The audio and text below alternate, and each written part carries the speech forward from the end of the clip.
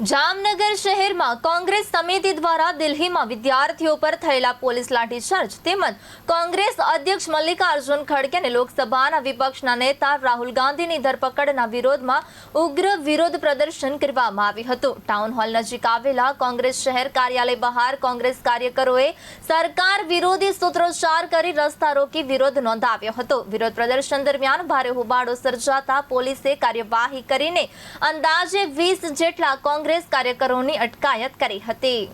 દેશમાં યુવાનોનો અવાજ દબાવવામાં ભારતીય જનતા પાર્ટીના મુખ્ય નરેન્દ્ર મોદી સાહેબ અને અમિત શાહ એ કઈ બાકી નથી રાખ્યું। 2 દિવસથી જંતર મંતર ઉપર જે સંસદનો ઘેરાવ કરવા યુવાનો એના હક માટે લડવા નીકળ્યા છે।